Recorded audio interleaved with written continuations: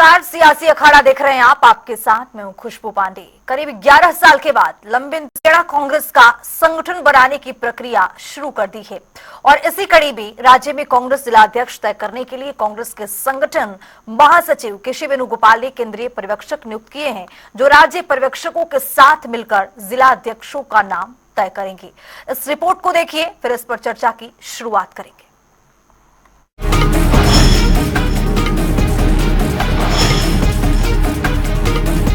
हरियाणा में लगातार तीसरी बार सत्ता से बाहर हुई कांग्रेस 12 साल से संगठन नहीं खड़ा कर पाई है, लेकिन अब आखिरकार लंबे इंतजार के बाद अखिल भारतीय कांग्रेस कमेटी ने हरियाणा कांग्रेस का संगठन बनाने की प्रक्रिया तेज कर दी है। इस दिशा में राज्य में कांग्रेस जिला अध्यक्ष तय करने के लिए कांग्रेस के संगठन महासचिव केशव वेणुगोपाल ने केंद्रीय पर्यवेक्षक नियुक्त किए हैं। कांग्रेस ने जितने भी पर्यवेक्षक बनाए हैं, उनमें अधिकतर ऐसे हैं जो हरियाणा की राजनीति के आसपास भी नहीं है। दक्षिण के राज्यों से उनका संबंध है। इसके पीछे कांग्रेस की सोच है कि वे बिना किसी पक्षपात के धरातल पर जानकारी जुटाकर ही कांग्रेस जिलाध्यक्षों का चयन कर पाएंगे। हरियाणा कांग्रेस को फिर एक बार मजबूती से खड़ा करने के लिए राहुल गांधी ने इस बार बड़े चेहरों को चुना है, जो प्रदेश में आकर किसी के प्रभाव में न आए। उन्हें कोई बड़ी जिम्मेदारी देकर भी नहीं भेजा गया। केवल एक एक जिले की रिपोर्ट उन्हें सीधे राहुल गांधी तक पहुंचानी है, ताकि वहां पर जिला प्रधान का चुनाव उसी रिपोर्ट अनुसार हो सके। हरियाणा में जिन 21 नेताओं को पर्यवेक्षक बनाया गया है, उनमें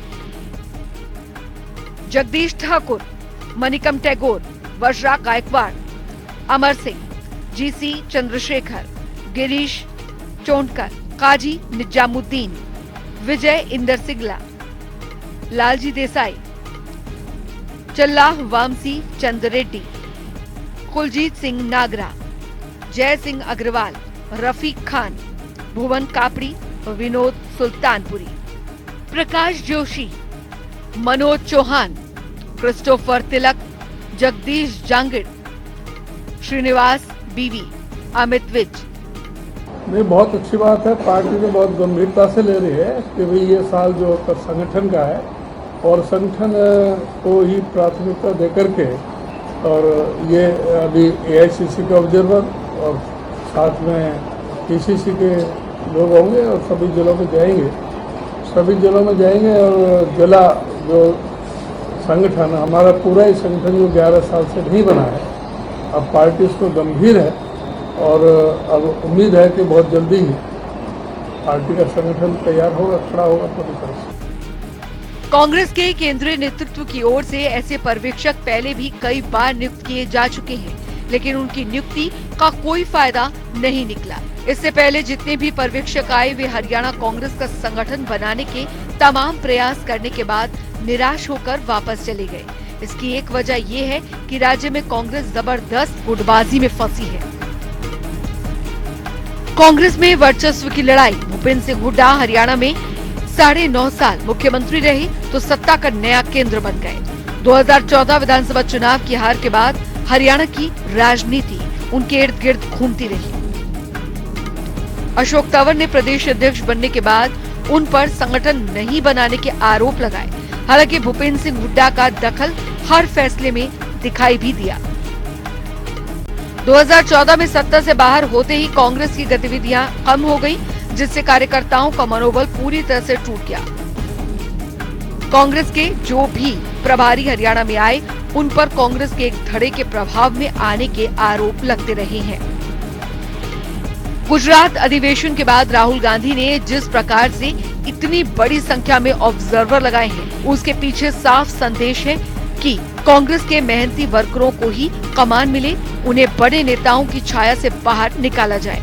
ऐसे में राहुल गांधी पार्टी में बड़े नेताओं के दबाव वाली राजनीति को खत्म करना चाहते हैं। वे चाहते हैं कि कांग्रेस के असली मेहनती वर्करों का संगठन खड़ा हो, जिससे वे उल्टा प्रदेश के नेताओं पर दबाव बना सके। बता दें कि जिलों में संगठन सृजन के लिए गुजरात अधिवेशन में फैसला हुआ था।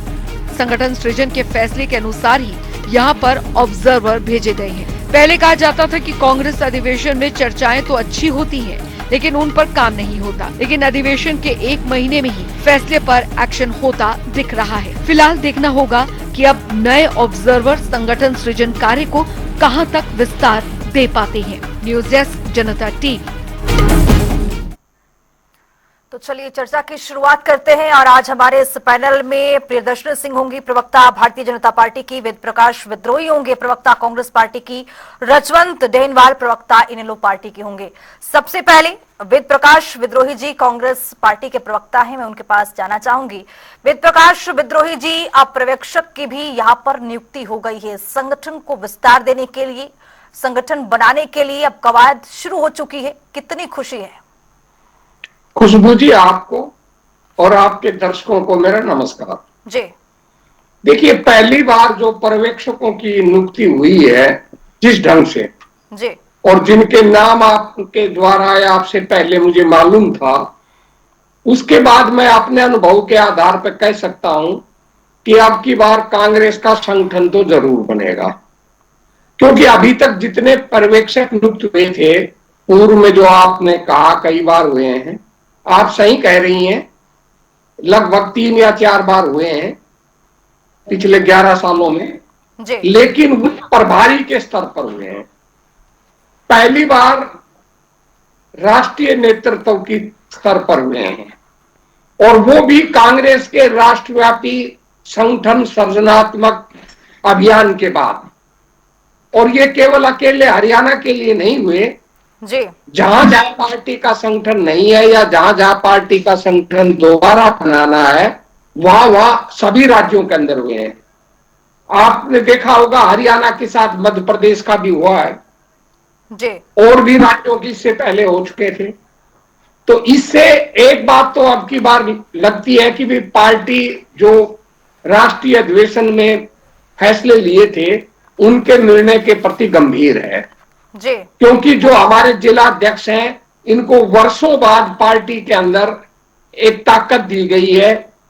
पार्टी के संगठन में, टिकटों में इनकी अहमियत पहली बार परिभाषित की गई है। उससे पहले होता था, पर 30-35 साल से ये नहीं हो रहा था। जी, तो उसके बाद लगता है कि भाई जो जमीन पर काम करने वाले लोग हैं, मेहनती लोग हैं और जो पार्टी के प्रति समर्पित हैं और नेताओं के दबाव में न आकर स्वतंत्र रूप से पार्टी की विचारधारा के साथ जो चलने वाले लोग हैं, जी, उनका संगठन बनाने की कांग्रेस ने कवायद शुरू की है। अब शुरुआत तो बहुत अच्छी है, जी, अब परिणाम तो निकलेंगे तभी मैं कुछ कह सकता हूं, क्योंकि दूध का जला छाछ को भी फूंक मार मार कर पीता है। जी, जब 11 साल से संगठन न बना हो, 3-4 बार ऐसे पर्यवेक्षक नियुक्त किए जा चुके हों और मैं आपके सामने लंबे चौड़े दावे कर दूं और वो दावे पूरे ना उतरे, जी, तो उसका मतलब है कि आप मुझे ही आपके सामने अब नहीं तो 2 महीने बाद नीचा देखना पड़ेगा। इसलिए मैं कभी ऐसे दावे नहीं करता जो मुझे भविष्य के अंदर आपके सामने शर्मसार होना पड़े। जी, मैं इतना ही कह सकता हूं, ये सकारात्मक कदम है, कांग्रेस के हित में है और इसके व्यापक परिणाम हरियाणा कांग्रेस के हित में आने वाले हैं। हमारे विपक्ष के साथी कुछ भी कहें, उनका लोकतांत्रिक अधिकार है, वो हम पर तंज कसें, ये उनका लोकतांत्रिक अधिकार है। क्योंकि जिस दल का 11 साल से संगठन ना हो, उस पर कोई अन्य हमारा विपक्षी साथी हम पर तंज कसकर राजनीतिक लाभ लेना चाहता है, तो ये उसका लोकतांत्रिक अधिकार है और वो क्यों नहीं लेगा। दूसरे दल की कमजोरी का फायदा दूसरा दल उठाता है, ये राजनीति की स्वाभाविक प्रक्रिया है। पर मैं आपको ये कह दूं, भाजपा चाहे जो दावे करे, क्योंकि उनकी सरकार प्रकाश बनेगी, विद्रोही जी, बनेगी। वेद प्रकाश जी। विद्रोही जी, राजनीतिक लाभ तो ठीक है कि कोई भी पार्टी आपको तंज कस करके राजनीतिक लाभ ले रहा है, वो बात ठीक है, लेकिन आपकी पार्टी को कितना नुकसान पहुंचा है? 11 साल से संगठन को विस्तार ही नहीं दिया गया, ये भी बड़ा अपने आप में सवाल है। लौटूंगी आपके पास, लौटूंगी। नहीं, मैं आपके सवाल का जवाब देख के खत्म करता, एक लाइन में ही खत्म कर देता हूं। बोलिए। आपकी बात 100% सही है। अगर संगठन होता तो आज हम सत्ता में होते, भाजपा सत्ता से बाहर होती। जी, ठीक है। प्रियदर्शनी सिंह जी, जिस तरह से देखा गया कि कांग्रेस पार्टी में संगठन बनाने को लेकर उसको विस्तार देने के लिए कवायद अब शुरू हो चुकी है, चूंकि बीजेपी की ओर से भी लगातार कई सवाल उठाए जा रहे थे कि संगठन मजबूत नहीं है, आपसी कला है, टूट है, अब तो इसकी विस्तार शुरू हो चुकी है, कवायद शुरू हो गया है। आपका प्रतिक्रिया? आपको नमस्कार खुशबू जी, और मेरे साथी कांग्रेस के प्रवक्ता को भी मेरा सादर प्रणाम, और आपके चैनल को देखने वाले दर्शकों को भी, और बाकी जो भी अमेरिका से अभी भी ज्वाइन हुए प्रवक्ता उनको भी। देखिए, मुझे लगता है कि कांग्रेस इस समय ऊपर से लेके नीचे तक एक आत्मचिंतन मंथन के दौर से गुजर रही है, और लैक ऑफ प्रॉपर लीडरशिप, अंग्रेजी में एक शब्द होता है लैक ऑफ प्रॉपर लीडरशिप। कोई आपको लीडरशिप, ठीक है, अपने आप को जो अपने आप को स्वयंभू लीडर बोले वो लीडर नहीं है। जिसको आपके कार्यकर्ता लीडर माने, या जिसको लीडर कौन होता है? जिसको हम देख के प्रेरित हो, जिनको हमें लगे कि नहीं इनके जैसा हमें बनना है। अब यहाँ पे तो प्रॉब्लम ये है कि यहाँ पे प्राइवेट लिमिटेड कंपनी कांग्रेस बन गई है, जो कि एक देश की सबसे पुरानी पार्टी है। आज भी मैं एक किताब पढ़ रही थी, द फॉरगॉटन गांधी, फिरोज गांधी की बायोग्राफी है, बहुत अच्छी बायोग्राफी है। वहां पे नेहरू गांधी परिवार के बारे में जिस तरीके से उल्लेख किया गया है, एक एक परत तब परत खोली गई है। मैं यहाँ पे किसी का कटाक्ष नहीं कर रही हूँ, लेकिन ये सिर्फ और सिर्फ राजनीतिक अपनी रोटियां सेकने के लिए किसी व्यक्ति को कैसे अपने ही परिवार के व्यक्ति को हाशिए पे पहुंचा सकते हैं, तो बाकी लोगों की तो बात ही छोड़िए। आज कांग्रेस की स्थिति ये हो गई है, अभी हाल फिलहाल में एक बहुत ही प्रसिद्ध जर्नलिस्ट है, आपकी तरह प्रसिद्ध, बहुत ही प्रसिद्ध सीनियर जर्नलिस्ट है, उन्होंने अभी ये बोला था कि कांग्रेस की अभी इस समय स्थिति ये हो गई है कि अभी जो नाम दिए गए, मान लीजिए जो आज पाकिस्तान ने जो हमारे खिलाफ मुखालफत की है, और हमारे खिलाफ जो ये लड़ाई की है, उसके लिए जो सांसद विदेशों में जा रहे हैं, उसकी जो टोली बनाई गई है, उसमें जो नाम हमने दिए गए और उसमें जो आया शशि थरूर और बाकी लोगों का नाम लिया गया, तो आप ये सोचिए कि कांग्रेस की इतनी हिम्मत भी नहीं है, ये उनका बयान है, मेरा नहीं है, उन्होंने ये कोटेड बोला है, और बहुत सीनियर जर्नलिस्ट उन्होंने बोला है कि आज कांग्रेस की इतनी हिम्मत भी नहीं है उन सांसदों को बोलने की कि भाई आप ऐसे कैसे कर रहे हो, आप ऐसे कैसे जा रहे हैं, यू कैन नॉट गो, हम हाई कमान है, हम पार्लियामेंट्री कमेटी के जिसको कहते हैं अध्यक्ष है, तो हम बताएंगे कि हमारी पार्टी से कौन जाएगा कौन नहीं जाएगा। अलबत्ता यही ममता बनर्जी की यहाँ यही चीज हुई थी, तो आप देख सकते हैं कि ममता बनर्जी ने यूसुफ को, जो क्रिकेटर रह चुके पूर्व क्रिकेटर और अभी इनके यहाँ मेंबर ऑफ पार्लियामेंट है, उनको मना कर दिया जी आप नहीं जाइए, सिंह जी, और उसके बाद मेरा सवाल ये है कि कांग्रेस में जिस तरह से हरियाणा में जो कांग्रेस पार्टी है, एक बार फिर से पर्यवेक्षक यहाँ पर नियुक्ति है, मैडम खुशबू जी, नियुक्ति के बाद क्या लगता है कि संगठन का विस्तार होगा? चूंकि भारतीय जनता पार्टी के भी कई बार सवाल उठाते हुए नजर आई है, इस पर जवाब चाहिए। कुछ नहीं होगा, नाचना नांग जाने आंगन टेढ़ा। इन्होंने अभी बीके हरिप्रसाद जी आए, मैंने आज उदयभान जी की, आज मैं प्रेस कॉन्फ्रेंस उदयभान जी की और इनकी हुड्डा साहब की प्रेस कॉन्फ्रेंस भी सुन रही थी। अब आप ये देखिए कि उसके बाद उदयभान जी से अशोक अरोड़ा जी के बारे में क्वेश्चन पूछा गया, जो जूता जुतल्लम हुआ था उधर, उसके बारे में भी प्रश्न पूछा गया। अरे अपने पार्टी के कार्यकर्ता की आप कम से कम मीडिया के सामने तो साइड ले लीजिए, ठीक है, आपका अंदरूनी जो भी मामला है, अरोड़ा जी दूसरे गुट के हैं क्या, लेकिन इतना तो प्रत्यक्ष मत करिए, भारतीय जनता पार्टी की देखिए सबसे बड़ी योग्यता आज की डेट में ये है कि हमारा संगठन बड़ा मजबूत है। आज दिल्ली की आपने देख ली कि लिस्ट आ गई हमारे 12 जिलों की, ठीक है, कितनी आसानी से हमारे बाकी जिला अध्यक्षों की भी, अभी हरियाणा की भी आ गई है, हमारा मंडल बन गया है। 20 सेकंड में जवाब चाहिए आपको। देखिए, अब ये मैडम तो कितना सत्य बोलती है। अरोड़ा के ऊपर कल ही चंडीगढ़ में प्रेस कॉन्फ्रेंस हुई थी, जब इनको इतनी मालूम नहीं कि उस विषय पर कल एक बाकायदा पूरी पार्टी के वरिष्ठ नेताओं की, पूरे विधायकों की संयुक्त प्रेस कॉन्फ्रेंस हो चुकी, और कांग्रेस ने इनको अल्टीमेटम दे दिया कि नहीं सुधरोगे तो आपको आपकी हैसियत बता देंगे, आपके हमारे विधायक भी एक से हैं और वोट बैंक भी एक सा है। और दूसरी बात इन्होंने कह दी कि भाई कांग्रेस में ये है, ये भूल गई, मैं कहना नहीं चाहता था, अगर आप कहें तो मैं 2012 का मोदी का एक ट्वीट दिखा देता हूं। जी। संजय जोशी इनके संगठन महासचिव होते थे केंद्र में, मोदी जी ने धमकी दी कि यदि इसको संगठन महासचिव पद से नहीं हटाओगे तो मैं बंबई की नेशनल एग्जीक्यूटिव में शामिल नहीं होऊंगा। ठीक उनका है। ट्वीट है और ठीक है। वो मेरे पास मौजूद है। ठीक तो है। आप अंदाज, और दूसरा लास्ट बात, जी। ये तो बहुत मजबूत दल है, दिखाई दीजिए। 4 महीने से अपना अध्यक्ष नहीं बना पाए हरियाणा से। जी। दूसरों पर आरोप लगाना बड़ा आसान काम है। ठीक है, रजवंत देनवाल प्रवक्ता इनेलो के हमारे साथ है, उनके पास जाना चाहूंगी। रजवंत जी, किस तरह से देखते हैं, पर्यवेक्षक की नियुक्ति हो गई है, लेकिन क्या ये तो कई बार हरियाणा प्रदेश में देखा गया है कि कांग्रेस पार्टी की ओर से पर्यवेक्षक की नियुक्ति होती है लेकिन अंजाम तक पहुंच नहीं पाते हैं, क्या कैसे देख रहे हैं आप इसे? नमस्कार खुशबू जी और सभी प्रवक्ता साथियों को नमस्कार। देखिए खुशबू जी, मुख्य विपक्षी दल है और संगठन तो राजनीतिक दलों का बनना बहुत ज्यादा जरूरी है। नहीं बन पा रहा वो एक अलग चीज है, क्या वजह है वो सबको पता है इस चीज के लिए, और लगातार बार बार इनका प्रयास किया जा रहा है कांग्रेस पार्टी का कि किसी तरह हमारा संगठन बन जाए, लेकिन वो नाकाम रहते हैं। इस बार एक बार फिर कोशिश की गई है कि संगठन को अगर पुनर्गठन हो जाए, उनके जिला स्तर पर अगर उनके जिलाध्यक्ष अगर बन जाए तो कम से कम पार्टी के जो कार्यकर्ता है उनको ये कहने का मौका तो मिल जाएगा कि हमारी पार्टी का भी जिला प्रधान है, और आज तक इनका यही जिला प्रधान ही नहीं बन पा रहा, जिसकी वजह से काफी खामियाजा इनको भुगतना पड़ रहा है। भले ही विद्रोही जी बड़े स्पष्ट वक्ता हैं, ये बिल्कुल मान भी लेंगे कि पार्टी का संगठन ना होने की वजह से इनको बहुत बड़ा खामियाजा भुगतना पड़ा है। हाँ, ये अब इस संगठन के दम पर एक चीज जरूर है कि जो इनके पार्टी के बड़े नेता थे जो कहते थे कि बगैर संगठन भी हम कुछ कर देंगे, उनको अब ये समझ में आ गया कि बगैर संगठन के वो कुछ भी नहीं कर सकते। लेकिन मुख्य विपक्षी दल है और अगर उसका ही संगठन नहीं बनेगा तो स्वाभाविक है लोकतंत्र का जो राजनीति में एक मजबूत विपक्ष है वो अपनी भूमिका उस हिसाब से दर्ज नहीं करा पाते।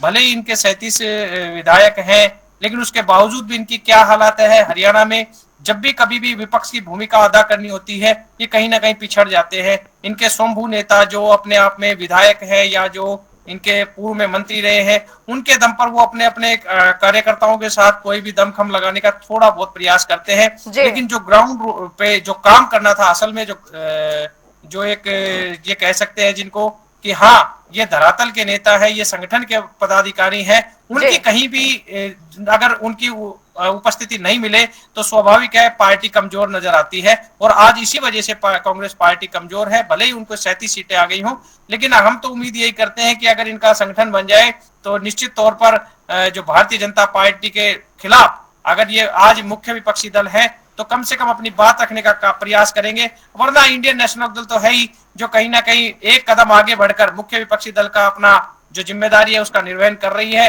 हम तो उम्मीद यही करते हैं कि हर बार जो इनका जो संगठन में कभी कुर्ते फटते हैं, कभी गर्दन टूटती है, इस बार ऐसा दृश्य देखने को ना मिले और उम्मीद करते हैं कि इनका संगठन बन जाए। हम तो बधाई देने का भी काम करेंगे वेद प्रकाश विद्रोही और उनकी पार्टी को। जी, लौटूंगी रजवंत देनवाल जी। वेद प्रकाश विद्रोही जी, आप जवाब दे दीजिए। और सवाल मेरा ये है कि जिस तरह से संगठन को विस्तार देने के लिए, संगठन को की शुरुआत करने के लिए जिस तरह से पर्यवेक्षक की नियुक्ति हुई है, क्या पहले जिला स्तर पर काम होगा, जिला अध्यक्षों की नियुक्ति होगी, उसके बाद नेता प्रतिपक्ष को लेकर विधायक दल का नेता चुना जाएगा? खुशबू जी, मैं सीधा ही आपका जवाब देता हूँ जी। विधायक दल का नेता तो अलग प्रक्रिया है और मैं समझता हूं उसकी नियुक्ति तो जल्दी हो जाएगी जी। पर जो जिला अध्यक्षों की नियुक्ति है वो इसलिए की गई है कि मैंने जो आपको बताया कि पहले जिला अध्यक्षों की नियुक्ति होगी, उसके बाद स्टेट कार्यकारिणी की नियुक्ति होगी। क्योंकि जिला अध्यक्ष को हम मूल इकाई मानकर उनको ज्यादा ताकतवर देकर अपने संगठन में एक तरह का अलग परिवर्तन कर रहे हैं कि जो हमारा संगठन है वो स्टेट पावरफुल होने की बजाय जिला पावरफुल हो। और जब जिले का संगठन मजबूत होगा, जिले को कुछ ताकतें मिलेंगी, अधिकार मिलेंगे, तो पार्टी की और अधिक मजबूती होगी। इसलिए पहले जिला स्तर पर संगठन बनाने की प्रक्रिया हम कर रहे हैं और उसके साथ भी एलओपी की भी नियुक्ति जल्दी हो जाएगी। और जहां तक भाई रजवंत जी ने कहा, उन्होंने सही कहा है। मैंने तो उनके आने से पहले आपके सामने स्वीकार किया था कि यदि हमारा संगठन होता तो आज भाजपा सत्ता से बाहर होती और हम सत्ता में होते। और ये आपकी बात उनकी बिल्कुल सही है कि कोई भी दल केवल नेताओं पर आधारित होकर ज्यादा दिन नहीं चलता। अब ठीक है कि हमारे पास बहुत लोकप्रिय नेता हैं, जनाधार वाले, हर जिले के अंदर, हर कंस्टिट्यूंसी में बहुत नेता हैं, परंतु वो अगर कोई कार्यक्रम एक नेता को आप सौंपोगे तो क्योंकि राजनीतिक प्रतिस्पर्धा रहती है, टिकटों की लड़ाई रहती है, तो जिसको सौंपा है वो क्या तो पूरे कार्यक्रम को हाईजैक कर लेता है या दूसरों को उतना सम्मान नहीं देता, इसलिए वो ताकत से लड़ाई नहीं लड़ी जाती। और यदि कोई संगठन होता है, विधिवत पदाधिकारी होते हैं, तो सारे पदाधिकारी जो भी होता है वो अधिकृत होता है, वो जो बैठक बुलाता है उसमें सब आते हैं और वो फिर सामूहिक ताकत से लड़ाई लड़ी जाती है। मैं 100% सहमत हूं इस बात का कि भाजपा का जिस तरह सत्ता अहंकार 7वें आसमान पर है, और उसके मैं 2 ही उदाहरण आपको दूंगा ताजा, क्योंकि वो प्रासंगिक है और महिलाओं से ही संबंधित है। एक भाई रामचंद्र जांगड़ा जी के बोल आपके सामने हैं, मैं इससे ज्यादा कुछ नहीं कहूंगा। दूसरे बोल हमारे वरिष्ठ नेता, केवल भाजपा के वरिष्ठ नेता नहीं है, हरियाणा की राजनीति में भी बहुत वरिष्ठ है, प्रोफेसर रामविलास शर्मा के बोल हैं। उन्होंने कहा कि 21 बार परशुराम जी ने आतंकवादियों का सफाया किया, क्षत्रियों को आतंकवादी बता रहे थे। तो जो पार्टी सत्ता अहंकार में पूरे समाज को आतंकवादी बता सकती है, जो चाहे जैसे बोल सकती है, वो केवल तभी बोलती है जब उसे लगता है कि भाई विपक्ष कमजोर है या तुम लोगों का कोई मुकाबला करने की स्थिति में नहीं हो। और ये भाव 3 बार सत्ता में आने के बाद भाजपा में आ गया है। तो ऐसी स्थिति में भाजपा के जन विरोधी नीतियों का तत्काल विरोध करने की जरूरत है। जिस हनीमून पीरियड की हम बात करते हैं कि भाई 6 महीना तक सरकार को समय देना चाहिए, वो हनीमून पीरियड भी खत्म हो चुका है।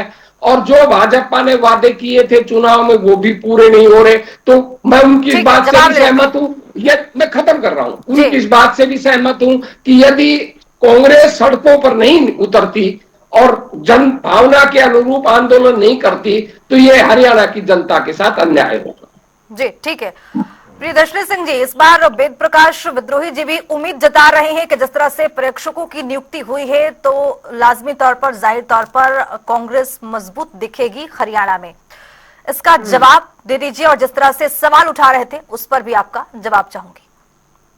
देखिए, मुंगेरी लाल के हसीन सपने, ये सपने तो कोई भी देख सकता था, तो बना लेते ना आप लोग संगठन। किसने रोक रखा था? बनाया ही नहीं आप लोगों ने 11 साल से संगठन। जब संगठन नहीं बनाया तभी तो आप हारे हैं ना। अब बैठ के समीक्षा करते रहिए 5 साल और आने वाले 20 साल, ये तो खैर इनका अधिकार है नॉर्थ एवेन्यू में चाय समोसे खाने का। अब मैं बता दूं, इनके ही एक प्रवक्ता बालमुकुंद शर्मा जी, ये क्योंकि बाकी हमारे नेताओं के नाम दे रहे थे तो मैंने कहा एक आधा नाम मैं भी ले लूं, ठीक है। बालमुकुंद शर्मा जी का भी आपको स्टेटमेंट मालूम है, कुछ दिनों पहले उन्होंने भी प्रेस कॉन्फ्रेंस की थी कि हुड्डा साहब ने ही बेड़ा गर्क कर रखा है इस समय कांग्रेस का और संगठन का। इसमें क्या बोलना है? आज के टॉपिक और आज के विषय पे आएंगे ना। आज का विषय ये नहीं है कि हमारे नेताओं ने क्या बोला है, आज का विषय ये कि कांग्रेस रिवाइव और रिवैम्प कैसे होगी। तो आज के विषय पे अगर हम आए, मैडम आपकी विषयांतर हुई थी, मैं नहीं हुआ, आप ही विषयांतर हुई थी। मैंने तो आंदोलन के संदर्भ और संगठन के संदर्भ में 2 बयानों का एक लाइन में कहा है केवल। मैं तो कांग्रेस की किताब, ये देखिए मैं किताब, जिसकी किताब के बारे में चर्चा कर रही थी, ठीक है, ये किताब स्क्रीन पे देख रही हैं खुशबू जी आप, ठीक है। ये मुझे लगता है कि हर युवा पीढ़ी को और जितने भी प्रवक्ता साथी है कहेंगे तो वेद प्रकाश जी रेवाड़ी में रहते हैं, उनके पास भी किताब भिजवा दूंगी मैं, ठीक है। ये किताब पढ़नी चाहिए, इससे पता लगेगा कांग्रेस का चाल चरित्र। जो व्यक्ति अपने दादा परदादा को हाशिए पे भेज सकते हैं वो क्या कर सकते हैं। आज यही कारण है, मैं ये बता रही हूँ कि स्ट्रक्चरल इंफ्रास्ट्रक्चर ही खराब है इनका। अरे जो मोदी जी अपने गुरु को धक्या सकते हैं उसका क्या होगा? मोदी जी तो कुछ नहीं थे, मैं प्रत्यक्ष गवाह हूँ मैडम, मैं प्रत्यक्ष गवाह हूँ मोदी जी के जीवन का। आडवाणी जी ने किस तरह आगे बढ़ाया और आडवाणी के साथ क्या किया। अगर आप इतिहास में जाएंगी तो हरियाणा का इतिहास बता दूं आपको। चलिए ठीक है, हरियाणा का इतिहास बता दूं। लौटूंगी, जवाब लूंगी आपसे, सुन लीजिए एक बार। देखिए खुशबू जी, प्राइवेट लिमिटेड कंपनी नहीं है भारतीय जनता पार्टी, ऐसे ही नहीं विश्व की सबसे बड़ी पार्टी बनी है। यहाँ पे एक संगठनात्मक स्ट्रक्चर है, चाहे टिकट वितरण हो चाहे संगठनात्मक स्ट्रक्चर हो, महामंत्री बैठते हैं, अध्यक्ष बैठते हैं, इस पे चर्चा होती है, ठीक है, संगठन महामंत्री बैठते हैं, एक प्रॉपर स्ट्रक्चर। इनसे पूछ लीजिए, यहाँ पे तो परिवार के 4 लोग बैठते हैं, वो डिसाइड कर लेते हैं। जी। परिवार के 4 लोग डिसाइड करते हैं और वही वही हाँ हाँ हूं कर लेते हैं। इनसे पूछी, इनका आज की डेट में जो इतनी पुरानी पार्टी, आज उन्होंने 11 साल से अपना संगठन नहीं बनाया। हुड्डा साहब ने हुंकार मार दी कि सरकार तो हम बना रहे हैं, और उसके बाद हुआ क्या? ठन गोपाल। देखिए, आतंकन को आरसी क्या, पढ़े लिखे को फारसी क्या। हकीकत ये है कि आज कांग्रेस खत्म हो चुकी है। आज कांग्रेस हरियाणा में लिप्त हो चुकी है, लिप्त पार्टी, ठीक है, गुमशुदा पार्टी है। अगर आज ढूंढने में भी चाहेंगे तो कांग्रेस के कार्यकर्ता मिलना मुश्किल है। आज निकाय चुनाव में इनको बूथ में बैठने के लिए लोग नहीं मिले। मैं खुद सुनी सुनाई बात नहीं बोल रही हूँ, मैं अपने यहाँ के 6 वार्डो, जो गुड़गांव में जहाँ पे रहती हूँ, बादशाहपुर में, ठीक है, वहाँ पे 6 वार्डो में देख के आई हूँ, कांग्रेस में टेबल ही नहीं लगा था कांग्रेस का। चलिए ठीक है, आप बताइए। लौटूंगी कैसे इनके पास रजवंत जी के पास जाना चाहूंगी। क्या संगठन बनाएंगे? रजवंत जी, जिस तरह से इस बार वेद प्रकाश विद्रोही जी भी उम्मीद ही जता रहे हैं कि पर्यवेक्षक की नियुक्ति तो कई बार हुई है, लेकिन उम्मीद इस बार जता रहे हैं कि अंजाम तक ये पहुंचने वाला है। लेकिन आपको क्या लगता है, किसी भी प्रदेश में सत्ता पक्ष भी हो, और लेकिन उसको मजबूत विपक्ष होना एक जरूरी है। यहाँ पर कमियां और खामियां तो रही, चूंकि वेद प्रकाश विद्रोही जी भी मान रहे हैं 11 साल तक संगठन का विस्तार ही नहीं हुआ। लेकिन अब क्या लगता है कि जो भी पर्यवेक्षक की नियुक्ति हुई है, इसको लेकर क्या प्रदेश में एक अच्छा विपक्ष मिलने जा रहा है? देखिए खुशबू जी, मैं ये चीज तो मैं पहले ही बता चुका हूँ कि मुख्य विपक्षी दल है और उसके पास अगर संगठन नहीं है तो स्वाभाविक रूप से पार्टी का तो इनका जो पार्टी का है वो कमजोर ही रहेगा।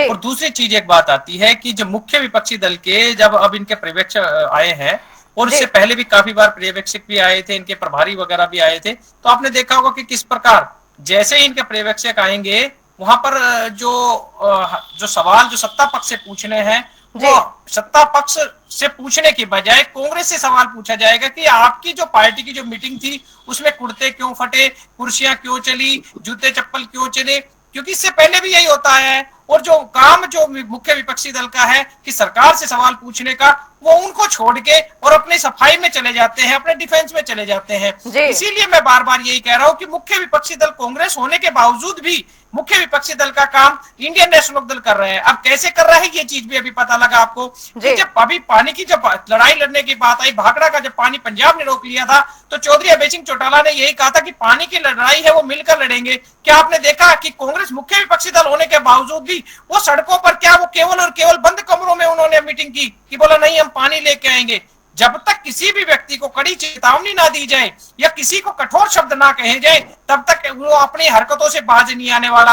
आज इनके दिमाग में सिर्फ और सिर्फ अपने वर्चस्व की लड़ाई है। चौधरी भूपेंद्र सिंह हुड्डा है, चाहे उनके बेटे दीपेंद्र हुड्डा है, उनके दिमाग में सिर्फ ये है कि ये जो सत्ता है कि है, सत्ता की जो चाबी है या विपक्ष का जो नेता का है वो हमारे मेरे या मेरे पिताजी के पास ही रहे, इसके अलावा किसी के पास ना रहे। और इसी वजह से जो कांग्रेस जो सबसे बड़ी पार्टी, पुरानी पार्टी जो बोला जाता था, आज उस पार्टी का क्या हाल है, क्या हश्र हो रहा है कि उसके बड़े बड़े नेता पार्टी छोड़ के जा रहे हैं। एक तरफा तो जब आपने चुनाव के समय देखा होगा कि किस प्रकार से कहने लगे थे 60 सीट, 65 सीट, 70 सीट, और एक माहौल ऐसा बना कि वो 37 सीटों पर अटक गए। तो इसका मतलब ये है कि ये बेवजह की बातें करते हैं, धरातल पर काम करते नहीं है, और उसके बाद से इनको मुंह की खानी पड़ती है। और जो इस बार अगर तीसरी बार भारतीय जनता पार्टी आई है तो उसमें भी बड़ा हाथ भूपेंद्र सिंह हुड्डा, दीपेंद्र सिंह हुड्डा का है, क्योंकि अगर वो सही निर्णय लेते तो आज और कोई ना हो, भारतीय जनता पार्टी सत्ता में नहीं होती।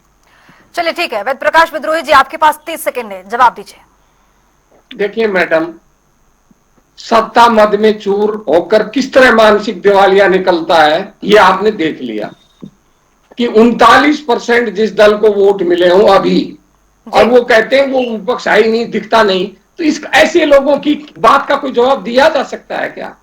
और दूसरी बात, भाजपा की क्या स्थिति है? 2 गुजरातियों का कब्जा है पूरे देश के अंदर, वही फैसले करते हैं, तीसरे को कोई पूछता नहीं। इनके संसदीय बोर्ड की हैसियत यह है कि संसदीय बोर्ड की हमारी एक बहन है सदस्य, इनकी रेवाड़ी से ही, गुड़गांव की है, उन बेचारी को टिकट नहीं देते। जब हरियाणा की बात कर लीजिए, वेद प्रकाश विद्रोही जी हरियाणा की है वो मैडम, वो हरियाणा, इन्होंने सवाल किया तो मुझे मजबूर बोलना पड़ा, वरना तो मैं बोलता ही नहीं। मैं तो एक बार भी इनके बोले बगैर बोला ही नहीं हूं। तो वो हरियाणा की है, गुड़गांव की, इसीलिए मैं कह रहा हूं हरियाणा के अंदर बिल्कुल सही है कि ये सत्ता में है, पर ये मान रहे हैं कि हम इतने मजबूत हैं, हम वो हैं। अभी इनकी तिरंगा यात्राएं निकली थी, ये रजवंशी भी रेवाड़ी के हैं, मैं खत्म कर रहा हूँ, ये भी रेवाड़ी के हैं। राव इंद्रजीत जी आए थे, कितना बड़ा संगठन था भाई। राव साहब के आदमी आगे भाजपा का एक भी पुराना कार्यकर्ता नहीं आया था। गुटबाजी हमसे ज्यादा है। मैं विद्रोही जी की बात पर पूरी तरह सहमत सत्ता है, हूं। सत्ता भारतीय के जनता पार्टी में सिर्फ सत्ता को जिस दिन सत्ता जमावड़ा जाएगी ना, हुआ है, तो भाजपा अगर हरियाणा में दिखेगी नहीं। हम कम से कम बिना संगठन दिखते तो हैं, ये दिखेंगे। देखिए, मैंने तो तिरंगा यात्रा की देखिए, तस्वीरें देखी, रेवाड़ी की भी देखी हैं। वंदना पोपली जी वहां की जिला अध्यक्ष, पहले प्रवक्ता थी। तो मैं आपको बताऊं कि बहुत ही बेहतरीन प्रोग्राम था।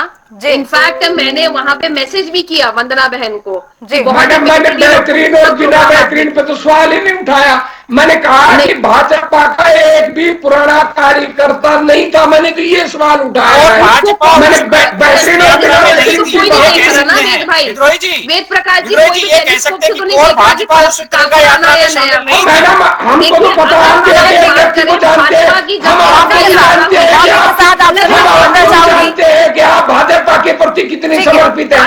हम रेवाड़ी के लोगों को भी जानते हैं कि कौन भाजपा के प्रति कितना समर्पित है। हम तो जानते हैं। अब ठीक है, आप राजनीति में जुम्मा 4 दिन से आई है, हम तो वर्षों से राजनीति में हैं, एक आपके कार्यकर्ता को जानते हैं। खुशबू जी, इनसे पूछिए, ये तो सिर्फ हमारी कांग्रेस ही तो हमारी सिर्फ एक्टिविटी देख रहे हैं। ये कौन सी एक्टिविटी कर रहे हैं विपक्ष में होके? हम ही कर रहे हैं। तिरंगा यात्रा हम निकाल रहे हैं, संगठन हम बना रहे हैं, काम हम कर रहे हैं, और उसके बाद भूमिका भी आपके नेता ही निभा रहे हैं। इस प्रकार से राम कुमार गौतम और अरविंद शर्मा विपक्ष की भूमिका निभा रहे हैं एक दूसरे के प्रति, ये भी कह सकते हैं आप जी। आप ये बताइए ना। चलिए ठीक है, यहाँ पर इतने को इजाजत देता है। आप सभी का बहुत शुक्रिया इस चर्चा का हिस्सा बनने के लिए, बहुत बहुत शुक्रिया। वक्त यहाँ पर छोटा सा ब्रेक का है, फौरन होंगे हाजिर, रहिए हमारे साथ।